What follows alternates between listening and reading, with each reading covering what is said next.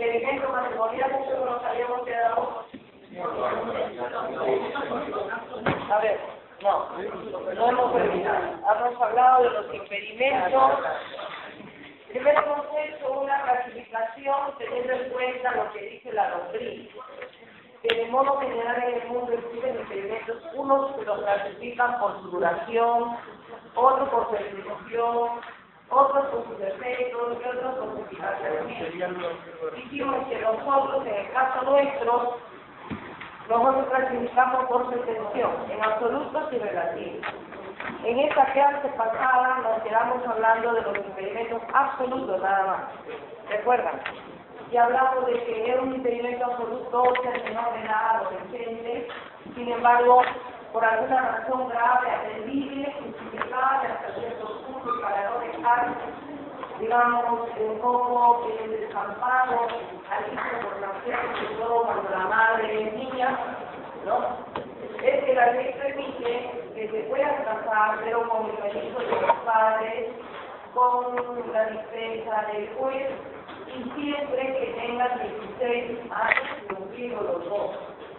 Luego hablamos de los impedimentos, de enfermedad mental, que aunque hay intervalos de lucidez, hemos dicho que el esquizofrénico, el paranoico, el psicótico, que de alguna manera son personas que incluso tienen momentos de lucidez, pero cuando pierden la lucidez, se desarraigan del espacio, del tiempo, pierden noción de ello, no saben si es de día, de noche, hasta desconocen a sus parientes, pueden confundirlos y pueden llegar hasta el crimen. Aparte de eso, estas enfermedades mentales se heredan.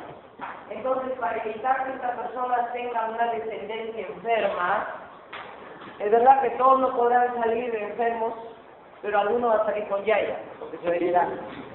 Entonces, para poner a buen recado a la familia, para que no tengan pues de todas maneras ese problema de traer otra vez otro hijo enfermo, lo cual es una carga no solo para la familia, sino para la sociedad, para el Estado, no se les permite casar, no se permite casar.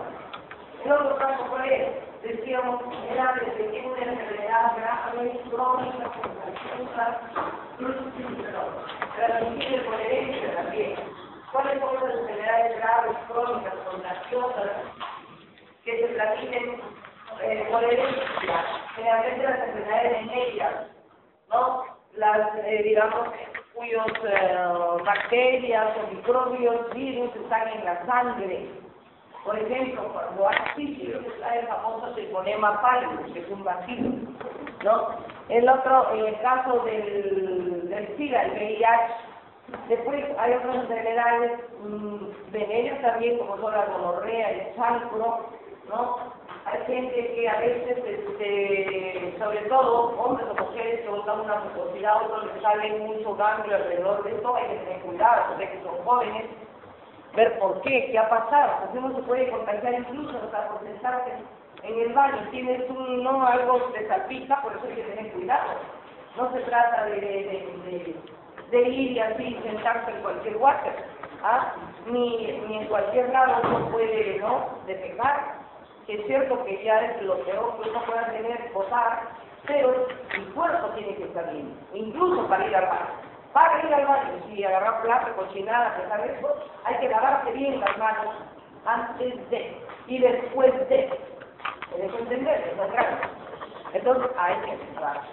Porque uno no sabe, no se puede infectar, imagínense, tanta gente que agarra hasta en los ojos, que va. Si tú tienes una heridita por ahí, alguna cosa te puede hacer. Algo que te cuida. Por eso siempre digo, pero las manos y corren, yo estoy acostumbrado a la gente. Porque si ustedes no se cuidan, ¿quién los va a cuidar? Nadie, pues. La mamá, pero la mamá hasta que llegue también trabaja, es cierto, la madre aconseja, dice, cuando es un chiquito lo lava, todo lo que quiera, pero ya cuando son grandes con ustedes, bueno. Y lo mismo, hay muchachos que les encanta hacer césar figuras, esas cosas se llaman tatuajes. Tanta gente que le apellido un tatuaje físico y se lo vienen a ojo a uno que tiene sida, pero tú crees que esa gente no la desinfecta siente la aguja, a veces no. ¿Ah? ¿Y qué ganas de marcarse? Serán caballos, ¿qué cosas son? No. Se la moda, ¿no? Pues que feo, no han visto, el otro día había unos futbolistas famosos, buena gente, correctos aparentemente, y su cuerpo lo han visto cómo está demarcado. Qué feo, qué horrible, ¿no? Solo los esclavos se desmarcaban en la antigüedad para saber qué pertenecía a cada cual familia, en lo que respecta a los seres humanos. Y a los animales que no han visto hasta ahora le ponen a la vaca su sello, a los falsos, entonces se pierde, ya saben eso de pular. Bien, pero nosotros no tenemos dueños, somos seres vivos. Bien, el otro impedimento, ¿cuál era? El del sordomudo, ciego-sordo, ciego-mudo, que no puede expresar su voluntad en forma clara, indubitable, que se le entiende. Este quiere decir que además de ser sordomudo, además de ser ciego-sordo, pues ya es débil mental, ¿no? Entonces, si es débil mental, no solo no puede cantar, no puede celebrar ningún acto, puede ser impedido. Y luego tenemos el otro impedimento que dijimos de los casados, ¿no? El casado no puede volverse a casar mientras no se divorcie, ¿no? El divorcio rompe el vínculo matrimonial anterior, de manera que el hombre y la mujer quedan libres para poder volverse a casar. Se puede volver a casar, seguro que sí, puede hacer su vida, como muchos dicen, aunque la rehaces a veces de cada mil uno saldrá loco, porque ya no es lo mismo pues de volverse a casar y con hijos. No puedes, dice, con 2 hijos que te ha dejado el primero y ahora tienes con otros 2 y el otro echado después, con 4, así, mejor rehace tu vida solo, sola, ¿no? Que tienes plena libertad en tu mismo y se acabó, a veces digo, no, en fin, pero si así se desea, ni modo, somos seres libres y de repente pues a veces la suerte, ¿no?, te acompaña. Bien.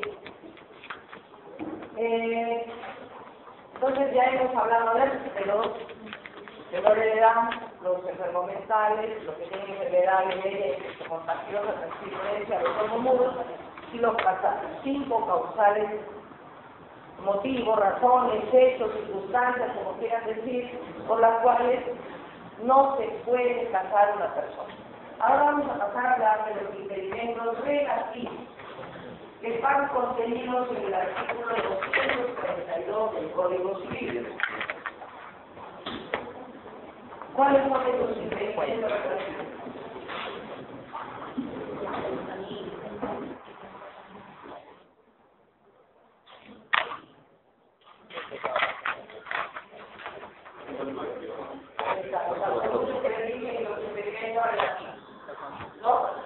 Contenidos en el artículo 242 del Código Civil.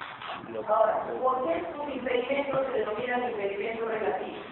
No porque no sean graves, por el contrario, son gravísimos también. Pero existe diferencia entre los absolutos. Y mientras el impedimento absoluto no te permite casarte con nadie en ningún lado, sin embargo, el impedimento relativo solo te impide casarte con determinadas personas, nada más. En este sentido está su relatividad. Sin embargo, no vayan a creer, como algunos también a veces aprenden así a la vez, impedimentos absolutos, nulidad absoluta, ¿sabes? El impedimento absoluto no siempre acarrea nulidad absoluta. Por ejemplo, si se casa un menor de edad, sin autorización de sus padres, sin dispensa del juez, ese matrimonio, una vez celebrado, deviene en nulo o anulable. Nada más anulable, porque el menor de edad no se va a quedar toda la vida menor de edad. Lo mismo, si se casa una persona que tiene una enfermedad infecto-contagiosa, sin saberlo con alguien, y después se da cuenta que ella también está con una enfermedad en ella, y bueno, pero ¿cómo pudo ser si eso está? Y averiguando, viendo, tomando el examen de sanguíneo, se determina de que desde la contagión. ¿Qué pasa? Solo a ella, a la afectada, le corresponde plantear la nulidad de su matrimonio. ¿Pero qué tipo de nulidad? Absoluta o relativa. Relativa, a pesar ¿no? Es un impedimento absoluto, porque solo a ella le corresponde. Nadie puede intervenir, ni el fiscal, ni su mamá, ni su papá, ni su hermano de justicia, un sacerdote, un rey, nadie, solo a ella. Es un impedimento, ¿no? Muy así, muy personal, diría usted, en general, interesa a la sociedad, pero una vez casados, ¿no? Solo al afectado le corresponde. Así que cuando estudie, tiene que estudiar razonablemente. El impedimento son nulidad absoluta. El impedimento relativo, nulidad relativa. En cambio, el impedimento relativos, que ¿por qué hemos dicho que son relativos? Porque solo no se permite casarse con determinadas personas, pero se puede casar con cualquier otro. Por ejemplo, y es un impedimento grave, el parecer con familia en línea recta entre el padre y el hijo, la hija, por ejemplo. Por casualidad, un hombre se casa con su hija sin saberlo. Ahí pasaba más o menos de un caso, vamos a poner, de alguien que está en otro país, que se fue a vivir allá. Acá tuvo la última relación, vamos a poner, con su novia, o de repente nunca había ocurrido, justo la noche de despedida ocurrió lo que no debió ocurrir. Y él se va contento, sin saber qué, a dejar por acá una hija. Él nunca supo que le nació una hija. La hija crece, se va también allá a vivir y por casualidad llega también a los Estados Unidos, se conoce con este señor, le cae bien. Ay, se apellida Vaca. Se enamora, se casa. Después de tiempo regresan al Perú. Mami, te presento a mi esposo que quiere morir la pobre mujer. ¿Con quién se ha casado? Ese es tu madre. ¿Verdad acá? Entonces, ¿qué les queda a ellos? Plantear la nulidad absoluta de su matrimonio, porque eso es gravísimo. Y hemos visto que la sociedad no puede ser permisiva, porque si no, ya el padre no miraría a la hija con ojos de padre, sino como tiene, como dicen, la posibilidad de casarse un día con el ánimo de hacerla su mujer, de repente, y eso no puede permitir la sociedad, si no llegaríamos a las épocas trogloditas, cavernarias, donde pues no había ley, no había normas, éramos casi tan primitivos que teníamos una conducta parecida tanto a la de los humanos. Hasta que nos volvimos ya homo sapiens, creamos escrituras, panes, reglas, ¿no? Códigos, en fin. Bien. Ahora, les decía, estos impedimentos relativos, por ejemplo, si a usted le llega un cliente que le dice, ¿sabe qué? Mire, sin saber, yo la verdad tengo la culpa, a veces llega el papá, ¿no? Y dice, ahora me entero que mi hijo se ha casado con mi otra hija. Dios, mi pecado es no haberle dicho nunca que será mi hija, porque él casa, pues había un español. Nunca le dice, por si acaso al hijo, por si acaso es tu hija, o es de mi hija, es tu hermana. Se conocen a veces en la escuela, en la universidad, donde sea, se cae bien más, y a veces se cae caer, o los flores van a caer. No, papá cree que no pasa nada en su casa o en el otro. Aunque ahora ya ni siquiera en el matrimonio, sino y bueno, ¿qué sucede? Se casaron entre hermanos. Dice el padre, no puede ser. ¿Qué podría ser? Cambiar la nulidad absoluta a nulidad relativa. ¿Qué creen ustedes? Absolutamente. ¿Se dan cuenta? Y no obstante ser un impedimento absoluto relativo. Relativo, ¿se dan cuenta? Así que cuidado, por eso les digo que ya les advierto con creer que impedimentos relativos o nulidad relativa no se van a sacar. ¿Ya? Son impedimentos relativos, no porque no sean graves, son gravísimos algunos de ellos, porque otros son menos graves, que acarrean solo anulabilidad, que no va a ver, ¿no? Entonces, tengamos presente eso. Entonces tenemos, primero, un impedimento relativo para contraer el matrimonio. Es para el sexo por familia en línea recta, o sea, para consanguinidad en línea recta. ¿Quiénes están dentro de esto? Digamos, impedimentos. El matrimonio que, por ejemplo, quisiera celebrarse entre el padre y la hija, entre el abuelo y la nieta, o el bisabuelo y la nieta, o más que diga, no, que mi bisabuelo, mi tatarabuelo, que aparentemente está en el cuarto grado de consanguinidad y línea recta, ya puedo casarme con él. No, imposible. El parentesco en línea recta hemos visto que tiene una característica. ¿Cuál es? Es infinito, ilimitado. ¿no? Luego tenemos el parentesco consanguíneo en línea colateral, hasta el segundo y tercer grado. ¿Quiénes están en segundo grado? Los hermanos. Los hermanos no pueden casarse. ¿Sí? ¿Recuerdan que la vez pasada cuando hemos aprendido a determinar el parentesco? Los hermanos son parientes consanguíneos. ¿En qué línea? Colateral. ¿En qué grado? Segundo. En tercer grado, ¿quiénes están? Los tíos y los sobrinos. Están impedidos de casarse entre sí. Lo cual no quiere decir que el tío no se pueda casar, se puede casar con cualquier persona, menos con su sobrino. Ahí está la prohibición, por eso es la tío. Bien. Entonces, están impedidos de contraer matrimonio los parientes, hemos dicho, consanguíneos de línea colateral, hasta el segundo y tercer grado, es decir, hermanos entre sí, o tíos y sobrinos. Sin embargo, en lo que se refiere al tercer grado, ¿qué pasa? Según nuestro Código Civil, si hay un motivo grave atendible, que por ejemplo la sobrina acaba de del tío, se puede autorizar el matrimonio, porque de alguna manera es un parentesco mucho más lejano que entre hermanos. Y hemos visto también que ha habido razones de intereses económicos, ¿no? Lo que ha habido siempre, que todo quede en familia, no importa, pues la sobrina convencida. Hay países que no lo admiten. Por ejemplo, les decía, los argentinos, con todos los liberales que son, nos lleva de delantera y no permiten ni entre primos hermanos a casa, ¿no? Entonces tenemos los del tercer grado pueden casarse para ver razones atendibles, ¿no? Por ejemplo, la tía del sobrino, ¿no? Esta vez son casi contemporáneos. Tenemos que aprender a respetar a los parientes, desde niños que hay que enseñar. Aquí viene yo a mi hermana de una, a mi tía, a mi madre. Yo tengo que pasar a hacer, ¿cómo va a hacer eso de creciente? ¿Cómo se va a canalizar encima de tu madre, tu padre? ¿No? Todavía, no, pues, eso es el otro trabajo o uno. ¿No? Nosotros somos seres humanos, ¿verdad?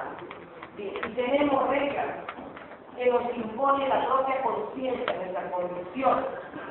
Como ya les he dicho, en la vida todo se puede, se puede o no puede, pero no debe, el debe ser es lo que construye y hace la moral, es lo que nos diferencia de los animales. El debe ser, ¿no?, constituye el aspecto ético del hombre. Del ser humano hablo en general, hombre o mujer, ¿no? Un hombre, por ejemplo, o una persona adulta, si ve a una niña, ¿no?, por bonita que sea, ¿no?, dice qué bonita, todo sea muy bueno. La gente, ¿cómo vas a atreverte a enamorar si tú eres un hombre viejo, casado, y no soy casado, tengo mi esposa, y es una niña de 13, 14 años? Pero uno que tiene esas características, digamos, de no tener moral, principios, lo que sucede es como cuando secuestran, violan, enamoran a una niña, no les importa quién sea. Eso no puede ser. No es bonito, eso no es signo de machismo, sino de animalismo, ¿verdad? Así es. Entonces, fíjense, el código ha recogido todo este argumento. Bien, veamos quiénes más no pueden contraer matrimonio entre ellos. Los parientes afines en línea recta. ¿Quiénes están dentro de ellos? Los suegros con los yernos. Es decir, el suegro no puede pretender casarse con su nuera, por ejemplo, ¿no? Si su hijo ya se murió, vamos a ver, señora, se murió su hijo, y ahora le queda la nuera, porque él es viudo. ¿Puede casarse con su nuera? En la vida, pues, ¿no? Eso sería inmoral, deshonesto, sería repudiable, la gente lo va a criticar. ¿Por qué? Porque nosotros no consideramos que eso sea bueno, que eso sea moral. Se rompe todo ese orden que es lo que hace posible la vida en sociedad en concordia, ¿no? Bien. Otro impedimento es la incorporabilidad en línea colateral hasta el segundo grado. ¿Quiénes son parientes que fueran afines en el segundo grado? Los cuñados. Tú por el hecho de casarte con un hombre, los hermanos, los padres de él, los parientes biológicos de él pasan a ser sus parientes. ¿Qué dice por la madre de él? ¿No? Mi suegra, mi madre política. Lógico. La madre política, si se queda viuda y también en el accidente murió el esposo de su hija, puede pretender, o murió su hija, puede pretender casarse con el yerno. Para él siempre será su suegra. Y aunque haya terminado esa relación, vamos a morir en un día, por divorcio, y pasen años de años, ese parentesco nunca termina. Siempre será su madre política y nunca podrá casarse con ella, ¿no? Son impedimentos relativos. El parentesco consanguíneo en línea colateral, el parentesco consanguíneo hasta el segundo grado. Una consulta. ¿Qué pasaría si ya fallece el hijo, como dice usted, pero en este caso la mujer, la que es la nuera, no se casa con el papá de su suegro? Claro, un suegro, pero mantiene una relación, claro, de mayor igual. Esa es la mayor parte, claro, igual, una situación de convivencia, pero claro, nadie ya puede, digamos, como no hay una relación jurídica legal, ¿no? La convivencia ampara, pero ¿qué? Los efectos que genera la convivencia, como puede ser el patrimonio, los hijos, todo, pero no ampara ese vínculo de alguna manera que une. Entonces, ¿qué puede invocar? Nada. Pero es invocar no será mal visto. Sí, claro. Eso se escucha. Usted dirá, yo he visto que hay personas que no se llegan a casar, pero conviven, ¿no? En suegro, todo el mundo lo sabe, es vox populi. Pero eso es una inmoralidad. Es una inmoralidad. Fatalmente. Bien. Otra. Pero ¿qué digo? Usted está diciendo que convivientes, dice que conviviera así de hecho. No se han casado. El hijo murió y la nuera resbaló en la que casó el suegro. Convive nomás, no se llega a casar. Era matrimonio en nulo, no divorcio, sino nulidad. Ya vamos a entrar después. A ver. ¿Cuál? No percibe nulo. En cualquier momento que se entere él, vamos a poner, suponiendo un hombre que se casa con una chica, él era viudo, se va a trabajar a Kansas y se casa de casualidad con una chica y ahora se entera que esa chica fue casada con su hijo, un hijo que él tenía en la calle de los hijos, a veces ¿no? Y sin saberlo, se casa con ella. Un día viene el hijo a visitar y se quiere morir. ¿Con quién se casa papá? Esa mujer. Soy esposo. En la casa se lo ve. Ese matrimonio no puede proseguir. Tiene que ser declarado nulo, aunque tengan una reserva de hijos, 5, que 6 hijos, los hijos no van a perder su condición de hijos. Tienen derecho a la protección, al nombre, al cuidado, todo. Pero lo que no puede continuar es ese matrimonio. Es nulo, absolutamente nulo. Puede haber pasado 20, 30 años. Bueno, igual, que puede quedar nulo, ¿no? Bien, entonces tenemos, a ver, recapitulando esto. ¿Qué impedimentos relativos existen para contraer matrimonio? Primero hemos dicho que los parientes consanguíneos en línea recta. Segundo, los parientes consanguíneos en línea colateral, ¿no? Hasta el segundo y tercer grado. Pero en el caso del tercer grado hemos dicho que es el que se puede permitir el matrimonio, ¿no? Del tío con la sobrina, pero para ello hay que pedir una dispensa judicial de parentesco, ¿no? Una dispensa judicial de parentesco que lo da el juez, ¿no? Porque se está rompiendo la norma y el único que lo puede autorizar por ese caso es el juez que lo hace a nombre del Estado y de la sociedad. Otro. El parentesco por afinidad en línea recta. Hemos visto el caso de los suegros con los yernos. Yerno digo, acá nosotros le llamamos al hombre yerno, a la mujer es nuera. En otros países como en Argentina le dicen yerno y yerna, no hay nuera. Yerno, así es.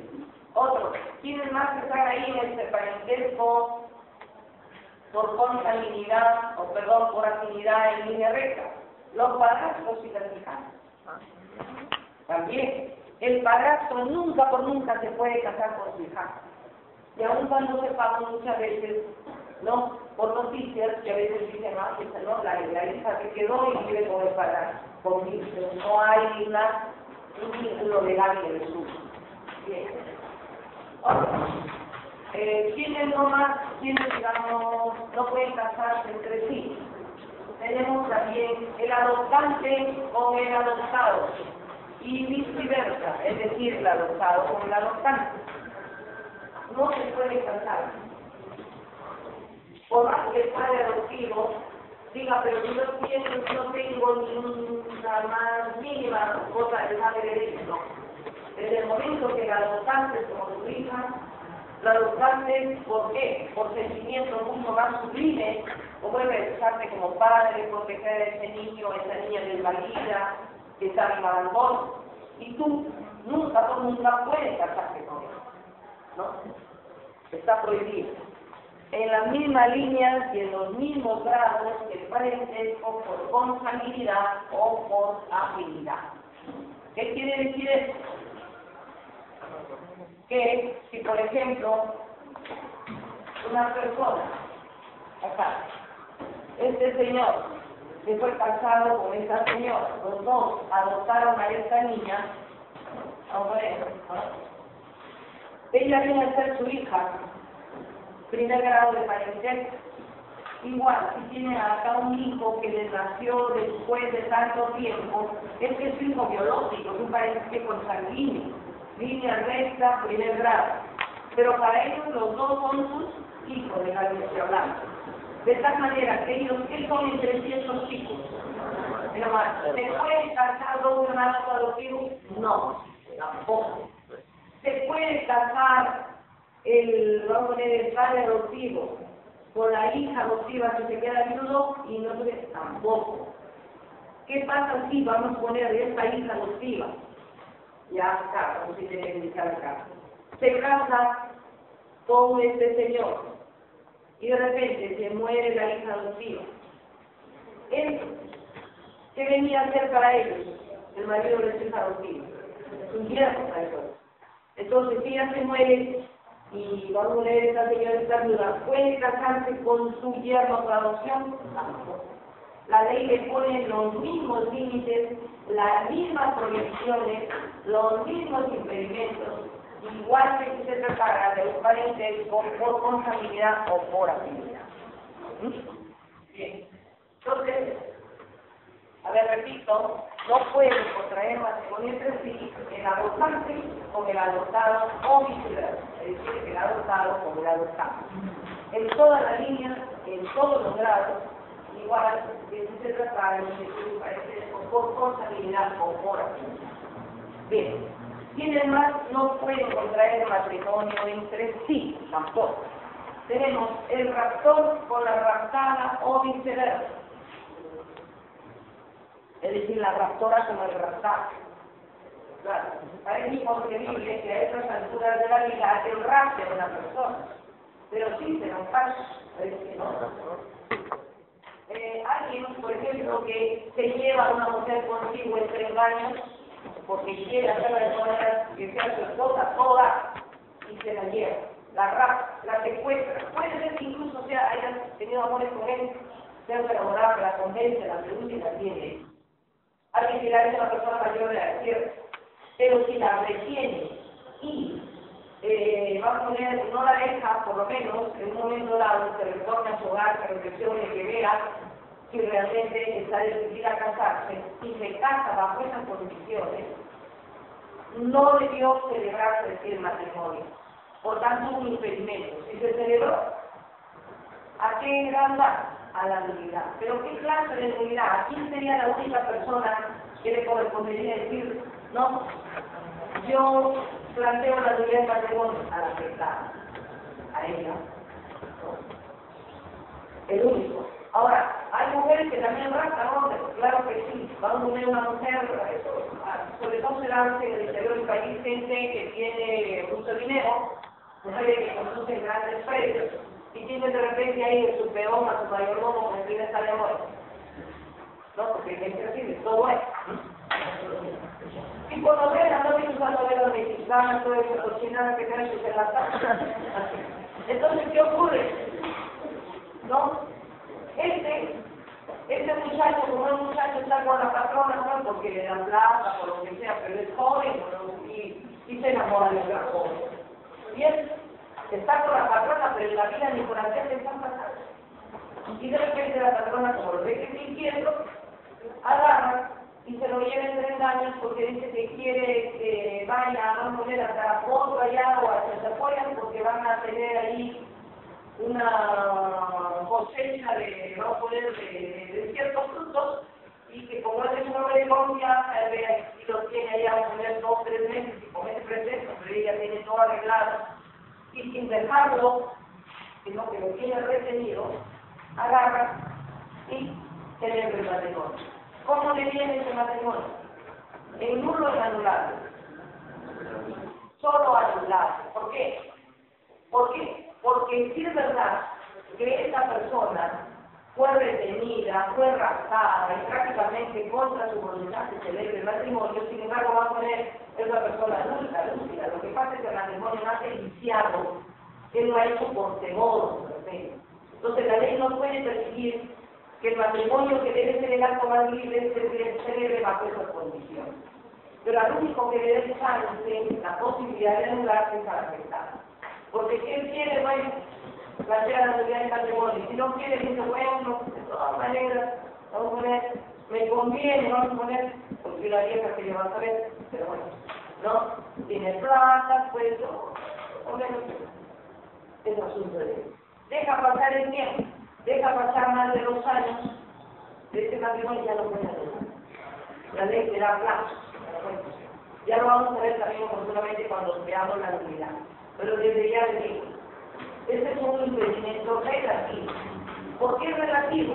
Porque el raptor no se puede casar con la raptada mientras suscita la retención violenta. Pero se puede casar con cualquier otra mujer, claro que sí. Por eso, en ese sentido está la relatividad. Solo no se puede casar a la mujer o el hombre que raptó mientras subsista la retención violenta.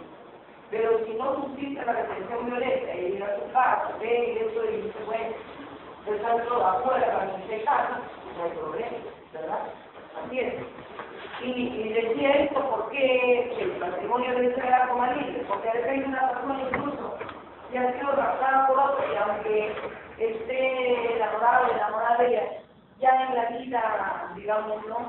de hogar o ahí se da cuenta que no valía la pena casarse con este hombre o con esta mujer, porque ahí debe ser uno de un cochino, ni se baña, asqueroso, dormilón, ocioso. Y dice, no, la verdad es que no se digamos.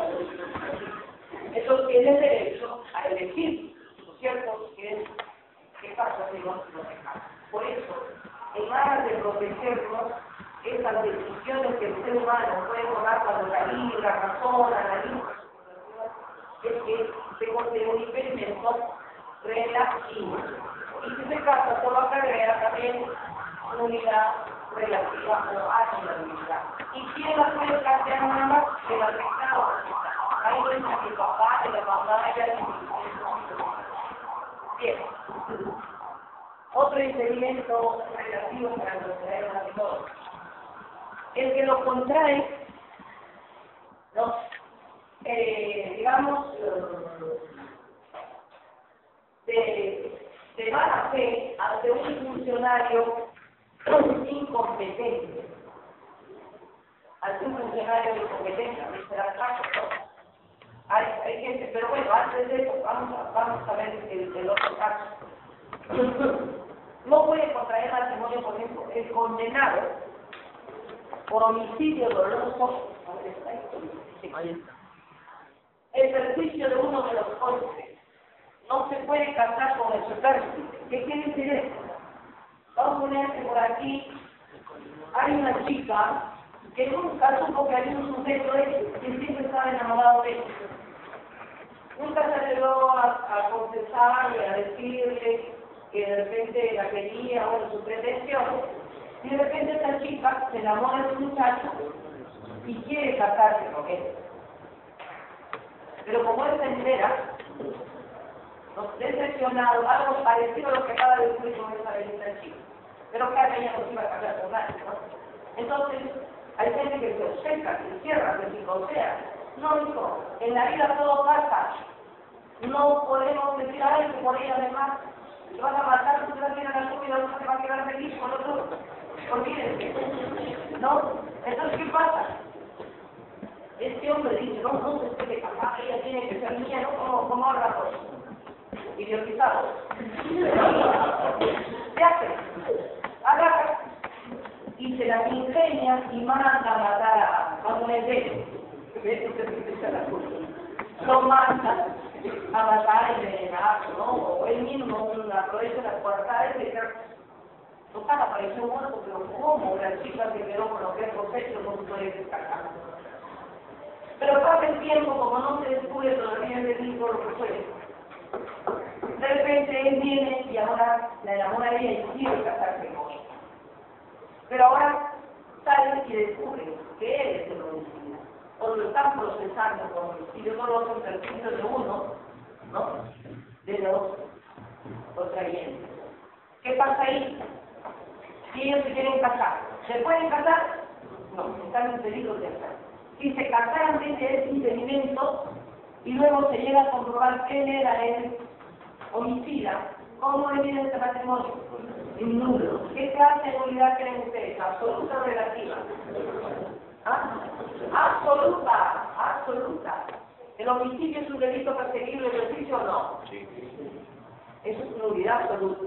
Incluso si ella de repente no quisiera plantear la nulidad de su matrimonio, lo puede hacer cualquiera, el Ministerio Público, lo que tenga el interés legítimo, ¿no? Moral, familiar, puede plantear la nulidad. Entonces, este es un impedimento relativo, como ustedes ven, pero no es relativo porque no sea grave, gravísimo, pero que acarrea nulidad ¿qué? Absoluta, ¿no? Es relativo solo porque el homicida que mató al novio, al pretendiente, no se puede casar con ella, se puede casar con cualquiera, pero no con ella. Ahí va el impedimento, solo para eso. En ese sentido lo digo. Pero es un impedimento grave que acarrea nulidad absoluta. Bien. A ver, acá tenemos, bueno, hemos visto el razón por la rosada, ya creo que hemos empezado a hablar de todos los impedimentos.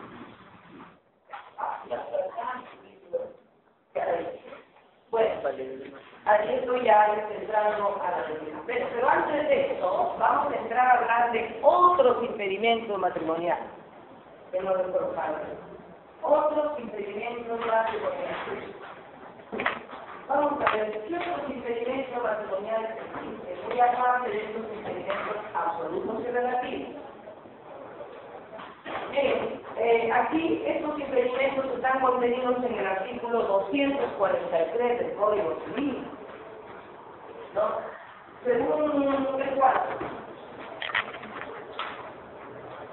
hay ciertos impedimentos que lo que hacen no es, digamos, invalidar el matrimonio, a pesar de ser impedimentos, sino que a lo único que da lugar es al pago o el resarcimiento económico, ¿no? A través del pago de la, por ejemplo, de la pérdida de los gananciales, en el caso de la mujer, ya lo vamos a ver. Entonces, otros impedimentos matrimoniales. ¿Quiénes están impedidos de contraer un matrimonio? Tenemos el tutor, el curador, con su hijo, mientras esté en el ejercicio de su función, en el ejercicio del cargo.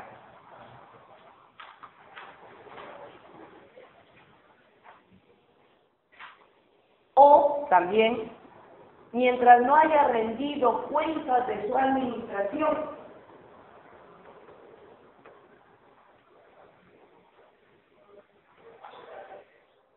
Aunque ya haya terminado su carrera. Ustedes recuerdan que estudiado en el derecho de personas, la incapacidad de las personas.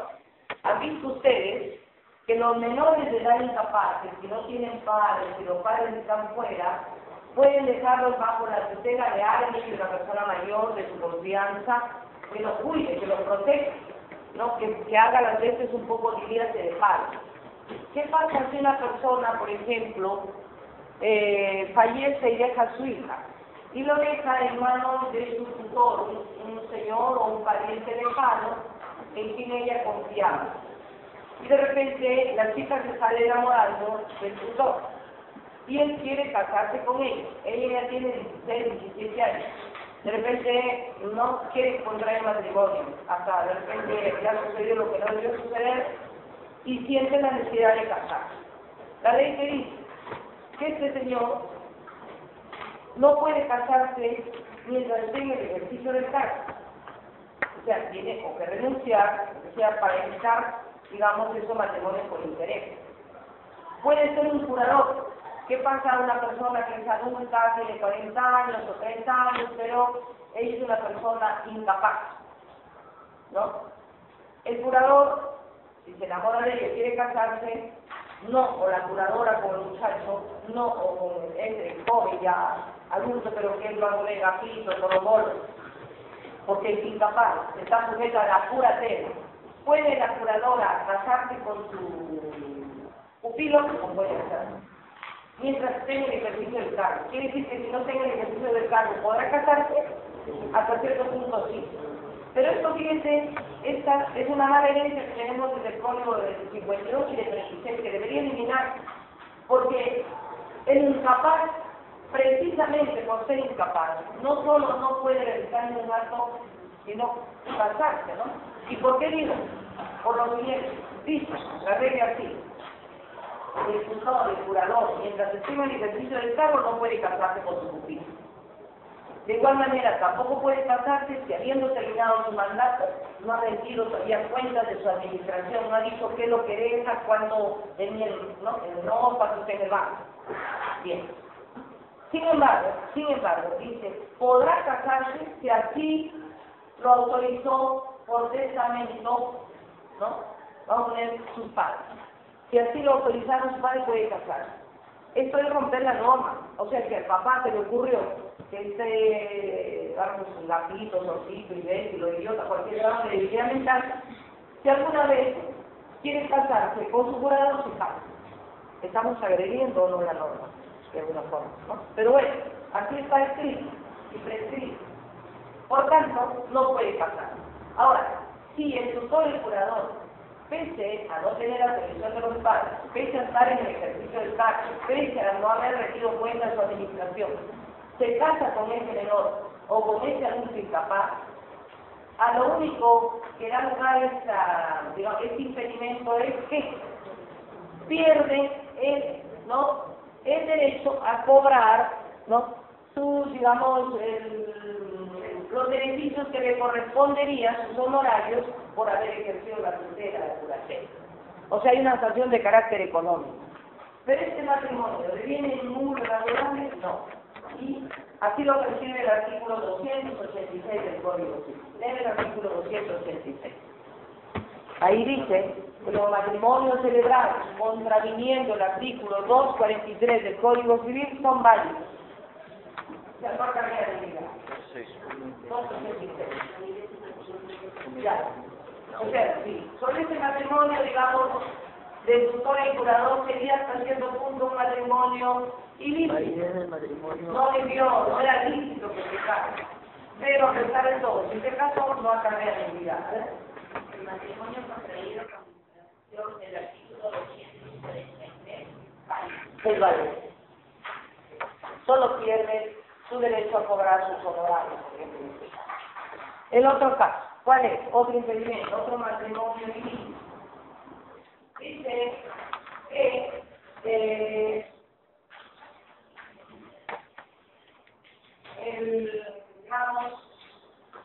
el padre, la madre que tienen un hijo extramatrimonial,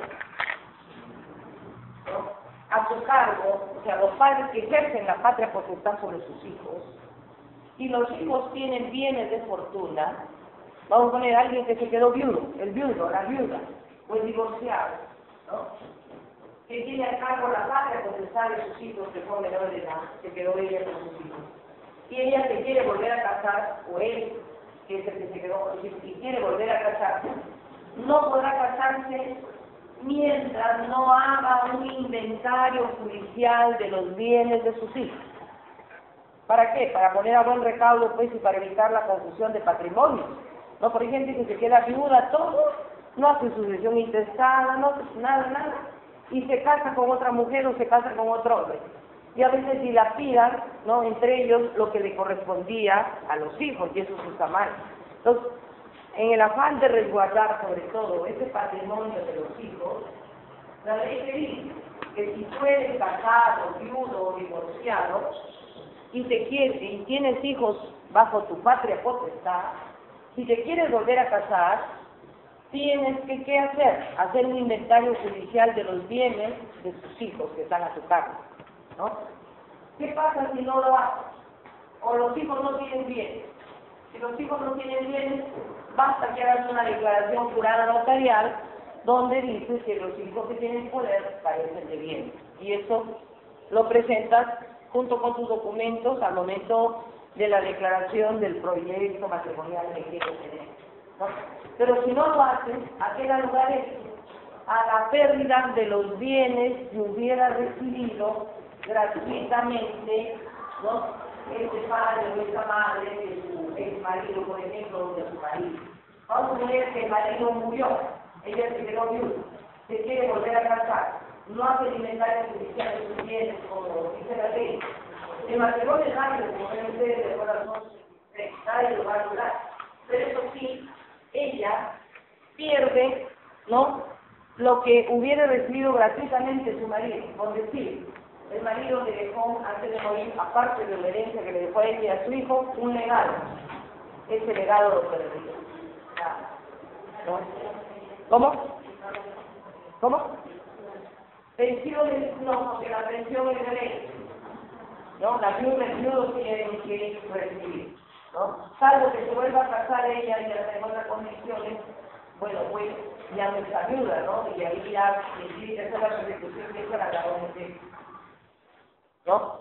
O cuando el hijo es menor de edad y ya se vuelve mayor de edad, ¿quién tiene que estar alerta para no seguir pasando de ese menor? La otra forma. Bueno, seguimos. Entonces, en concreto, ya vamos viendo dos causales por las cuales un matrimonio puede ser ilícito, no se debe realizar, hay impedimento, pero si se hace no cabe problema. Por lo tanto, las sanciones siguientes de carácter económico, pecuniario. Económico, por ejemplo, cuando el sector jurado ya no pueden cobrar por sus honorarios, ¿no? Porque no cobrar. En el caso de viudo, la viuda del divorciado, ya no pueden, ¿qué? O sea, lo que recibieron gratuitamente como legado, tienen que devolverlo, ¿no? Y en tercer lugar, tenemos, esto es solo para recoger. La viuda no puede contraer matrimonio sino después de haber transcurrido 300 días de muerto el marido, 300 días de la muerte de su marido. Una mujer se queda viuda y se quiere casar a la mujer al tercer o cuarto mes, ¿lo puede hacer? No, está impedida de hacerlo. ¿Por qué? Porque pudiera ser que ella haya estado con el difunto hasta el día, ¿no?, que él de repente murió, y se produjo el accidente y él murió y ella pudiera haber quedado en fin. Ahora ustedes me dirán, oiga, pero si un niño nace a los 9 meses, es decir, a los 270 días, ¿verdad? Claro, salvo los niños varones que a veces se atrasan un poco y nacen a veces a los 9 meses, 9 días, 8 días, ¿no? Entonces, ahí es. Pero, sin embargo, la ciencia, que es la que asesora de alguna manera a los congresistas, a los legisladores, ¿no?, ha creído conveniente considerar que a veces, fíjense, una mujer puede estar menstruando y al menstruar uno no puede concebir ni 7 días antes de la menstruación ni 7 días después de la menstruación, lo cual no quiere decir que puedo tener relaciones, puede ser. No puede concebir, pero ahí se queda en la mente y después de eso recién concibe. Voy a ver qué pasa. No es que haga tanto libertad, no. 7 días de que se estruja. Más 7 días antes del parto, más 7 días después del parto, ¿cuántos días son? 21. Más los 7 8 días que a veces se retrasan en nacer un niño, por eso han puesto 300 días como máximo, que tiene que esperar una mujer luego de que queda viuda de su marido, porque pudiera ser que haya estado con él hasta el último día, ¿no? En su vida. Lo hacen en salvaguarda, sobre todo del derecho que tiene el niño a conocer su identidad y querer a su padre. ¿Se dan cuenta? Entonces no puede pasar. Sin embargo, ojo, podrá hacerlo sí. Pide el reconocimiento de su estado, ¿no? Antes de ello, vamos a ver, o si ya dio a luz antes. Si ya dio a luz antes, lógico, ya dio a luz a los 3 meses que murió su marido, ¿de quién sería el hijo? Del marido anterior, pues no. Y ahora el 4 mes de casa ya no vamos a seguir pensando que tiene que esperar otra vez, ¿no es cierto? Bien. Ahora, lea el artículo correspondiente, usted que tiene a la mano, por favor. Por lo menos 300 días de la muerte de su marido, salvo que quede ayuda. Claro, sí, lo gusta. Esta disposición es aplicable a la mujer divorciada o cuyo matrimonio hubiera sido inválido. Al matrimonio inmaculado. Se dispensa el caso si la mujer angelita no haya sido embarazada, mediante certificado médico expedido por autoridad competente. La figura que contrarresta la prohibición contenida pierde los bienes que hubiera recibido de su marido a título gratuito. Solo es acción de carácter económico. Ahora sí vamos a pasar a hablar de la invalidez del matrimonio. La invalidez del matrimonio. Bien.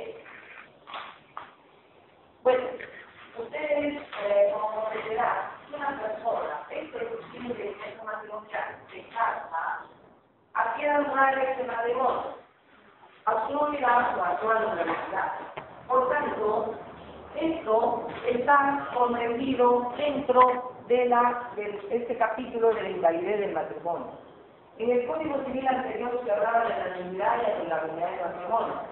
Hoy se ha creído conveniente, digamos, fijarlo, tanto la nulidad como la nulidad, dentro del género que es la invalidez del matrimonio. ¿Por qué? Porque si un matrimonio se celebra contraviniendo normas, no es válido. ¿No? Ese es el efecto de la cosa. Entonces, la invalidez es del género, en cambio, la nulidad, la invalididad, ¿qué cosas son? La especie. Bien, ahora, la invalidez del matrimonio, ¿qué finalidad tiene? ¿Qué persigue? ¿No? La invalidez del matrimonio, es una figura jurídica, en virtud de la cual se deja sin efecto un matrimonio que dado los impedimentos que existían al momento de celebrarlo, nunca debió realizarse. No debió realizarse. De manera que si se celebró, la única forma que hay de restaurar ese orden jurídico quebrantado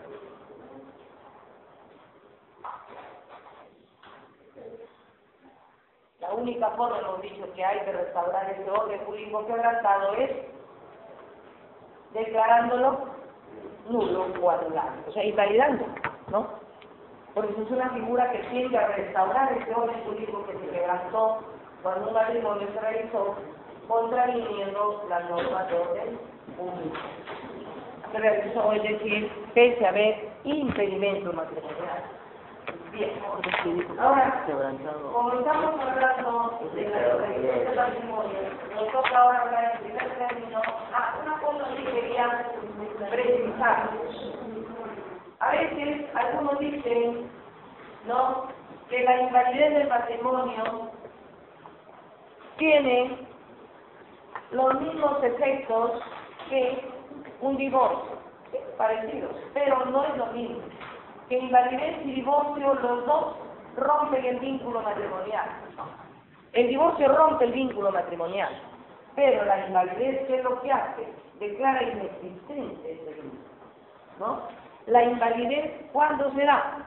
Cuando el matrimonio nació, ¿cómo nació? Nulo, viciado, después, ¿no? Habían causales, habían impedimentos, nunca debió celebrar. En cambio, el divorcio, ¿cuándo se da? Cuando pese a haberse celebrado el matrimonio rápidamente, ¿verdad? Ya nadie discute, son muy impedimentos, todos ok. Sin embargo, por causas posteriores, por conductas posteriores, ya sea del marido o la mujer, hay necesidad de romper ese vínculo, ¿no? Terminar, extinguir ese vínculo. Bien, ahora vamos a hablar en primer término de la nulidad del matrimonio. La nulidad del matrimonio, fíjense, está contenida en el artículo 274, hablando de la nulidad absoluta del matrimonio. Artículo 274 del Código Civil.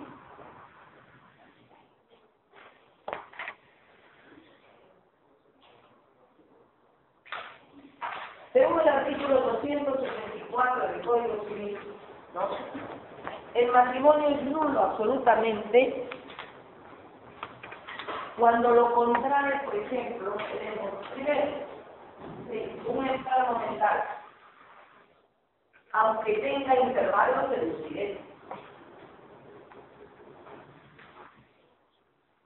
Aunque haya intervalos de lucidez. La enfermedad mental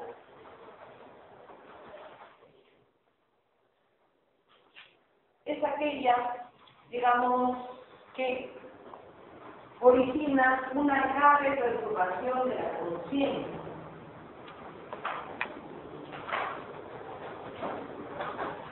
De tal manera que el enfermo mental pierde noción del tiempo y del espacio.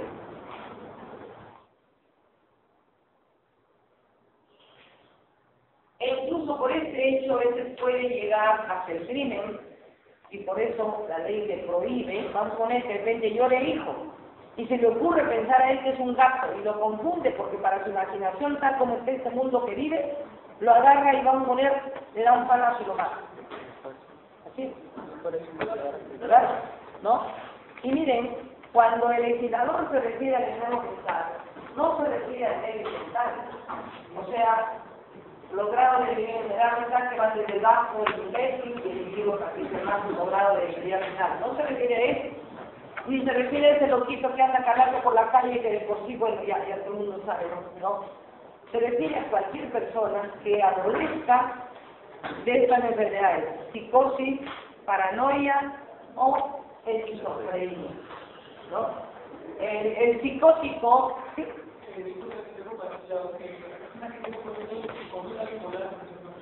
Bueno, está considerada que la bipolaridad de alguna manera es una alteración de la conciencia, del psiquis, ¿no? Hay gente que fluctúa extremadamente entre la alegría extrema y la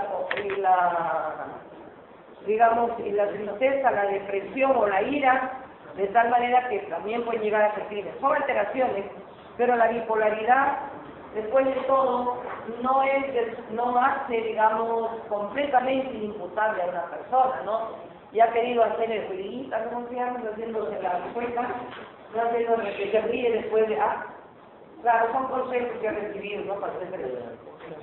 Pero no, pues, ella es más consciente que cualquiera, ¿no? Ya los exámenes médicos han demostrado eso. Bueno, no sé hasta qué punto. Quizá ya como consecuencia es, su conciencia la va a matar, es decir, pero cuando ella realizó el acto, era consciente. Así es. Bueno, seguimos. La nulidad absoluta entonces se da, hemos dicho, cuando hay uno de los cónyuges adolescentes de enfermedad mental, ¿no? Hay gente que a veces no se da cuenta, se casa con un enfermo mental sin saberlo. Ellos tienen a veces intervalos de lucidez, pueden llegar a buscar un título, un grado académico. ¿Cuánta gente es esquizofrénico? Es paranoico, ¿no? Son gente a veces muy inteligente, No, por ejemplo, yo recuerdo tenía una compañera que tenía su hermano, un chico pero brillantísimo, inteligente, todo eso, estudiaba en la uni, ingeniero becado, Alemania. Por eso no se trata de que me caso porque lo quiere, me caso sin saber a veces. Hay gente que a veces, que adolece de estos problemas, digamos, mentales, y cuando están en estado de crisis o eso, se ausenta, alguien se ha ido de viaje, tú no sabes qué tal, y se casa con una compañera también, una comunista, que casó con un hombre que tiene que correr. Sin saber lo que pasa a los muchachos, un poco de que pasó ahí. Y a las finales, el hombre se divorció de ella por adulterio, que también estuviera loco, pero sonso era. Yo la cuerda hasta los que estuvo con ella, ¿por qué?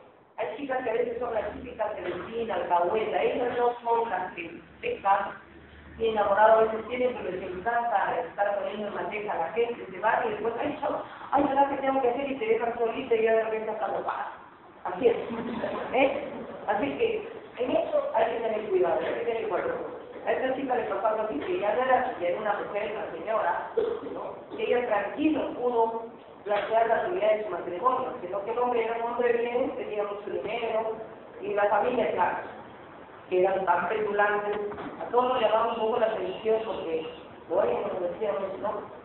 Porque había tristes atentados, todo, tenían su actividad de cosas, pero ellos también tenían, pero es tan fácil que se casen de la noche a la noche, claro, dijeron, ahorita lo aprendemos porque llegué a loco, con el empaquetado, y después ella para tener que, porque tenían su casa, todo, carro, todo tenía, pero de qué le valía.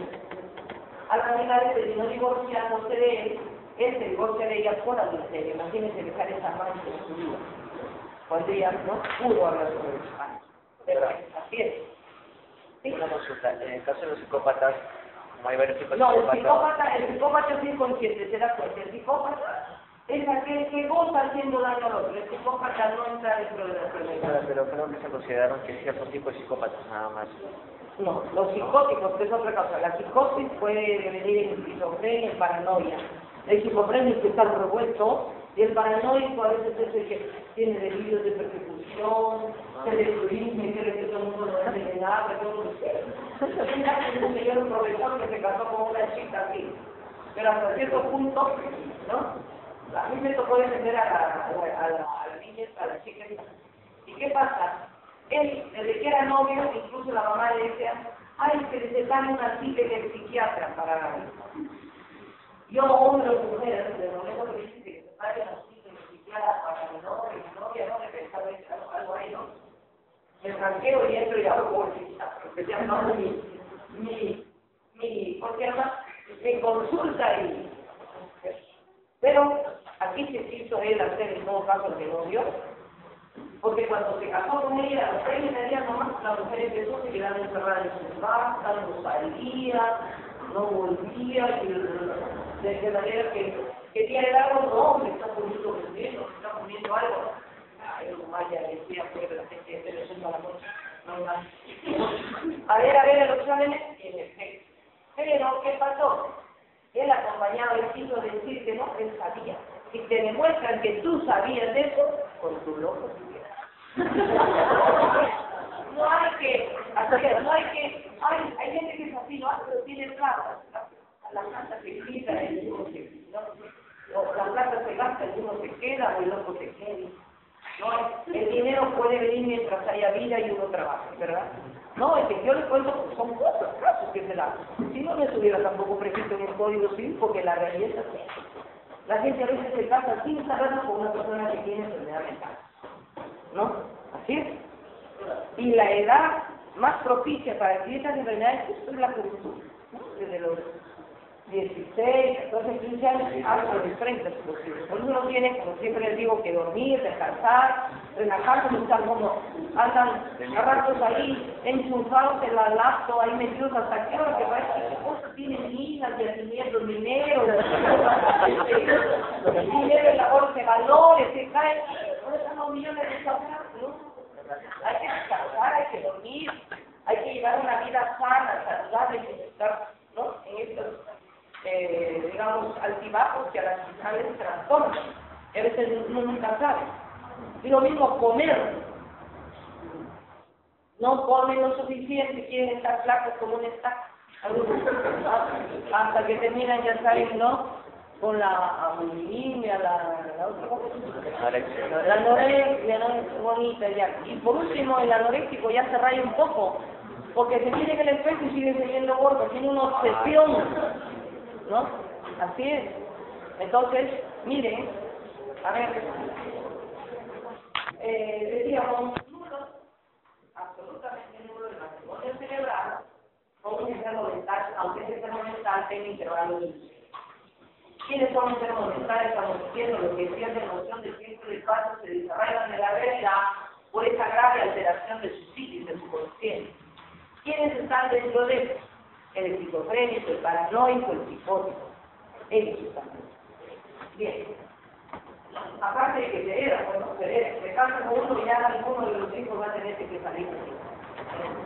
Así que, en aras de proteger a la sociedad, a la familia, al Estado, porque todavía estas personas son una carga para el Estado, que hoy mismo ya se está hablando de que el Perú tiene problemas en una proporción de 28%, problemas de salud mental, 28%. ¿Quién dice que con cada 100 peruanos, 28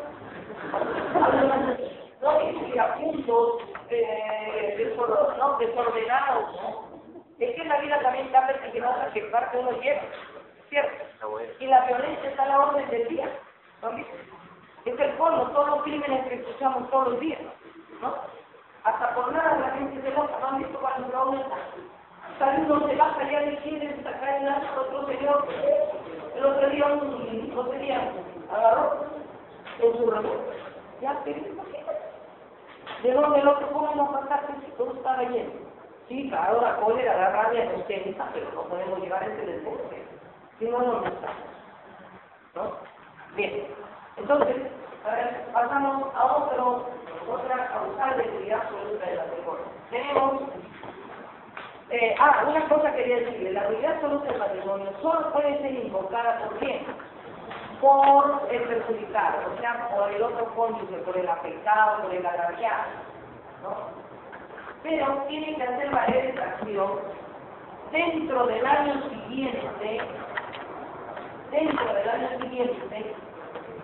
en que el enfermo mental recuperó su capacidad de discernimiento.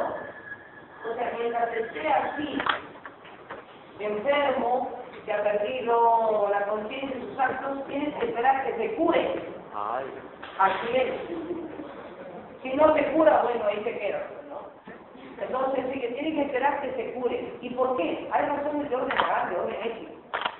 Tú no puedes dejar al esposo o a la esposa en los momentos y días más cruciales que más te necesitan. Tu deber es cuidarlo hasta que se cure, se recupere. A partir de ahí, recién tienes un año para plantear la novedad del matrimonio, la invalidez del matrimonio.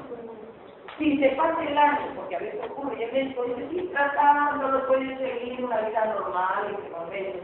Si pasó más de un año, vuelve a recaer, ya no, con tu loco se queda. No con ese enfermo mental. Así que, ya, el que lo hace va a hacer también.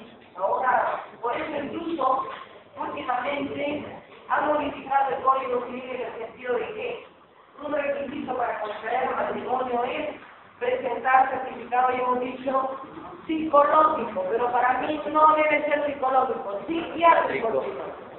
Porque el psicólogo solo ve conductas, digamos, exteriores, claro que hace una prueba, una cosa, pero no.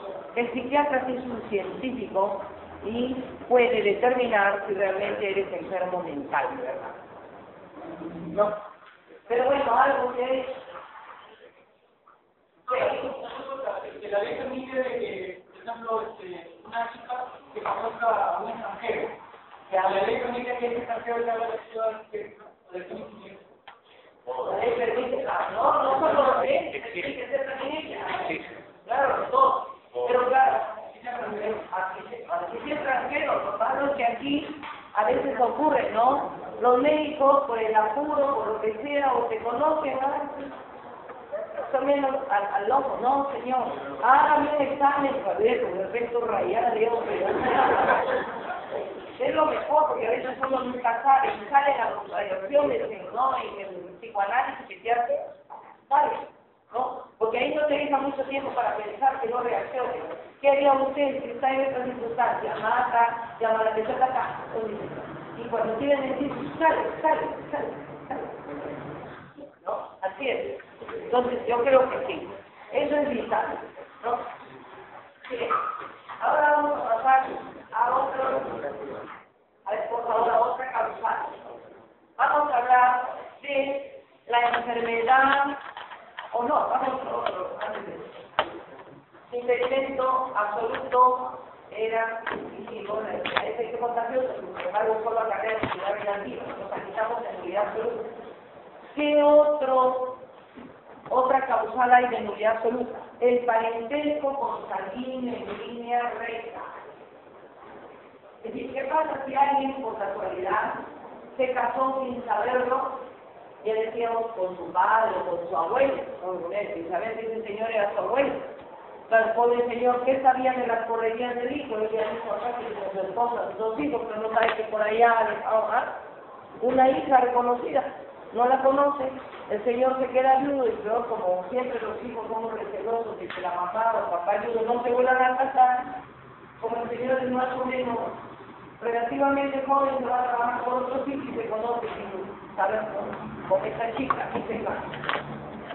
Y ahora, oh sorpresa, recién después de que ya pasaron 2 o 3 años viene y se quiere morir el hijo cuando le presenta, aquí les traigo mi nueva, su esposa. O dicen, esa mujer era mi hija, que sabía el poder, ¿no? No le queda más que plantear la nulidad absoluta. Se pudo casar con cualquiera, menos con la esposa de su hijo, que viene a ser su nuera. Hay un parentesco así, en línea recta o colateral. Con la nuera colateral, ¿por qué? Tu nuera, ¿qué viene a hacer? El día que lo tenga. Es tu hija política, es pariente en línea recta. Primer grado, igual. Cuando tu hijo se casa con alguien, aunque no la quieras, digas esa fea o ese no sé cuándo se casaron, es tu hijo. Tu yerno, o tu colega. Después de todo lo que has casado tú, que has casado tu hijo, y eso tiene que respetar. Así a nadie te dictó a tu esposo. Ya le dijiste, si no quiso, pues allá él, ¿cierto? Pero es tu hija política. Él es tu hijo biológico y ella es tu hija política, tu hija para ti. Bien. ¿Cierto? 10:30. Tenemos clase hasta las 10. Son 10:30. Porque ahora hay que construir la clase. Ya. Hasta ahí lo vamos a quedar por ahora. Por favor.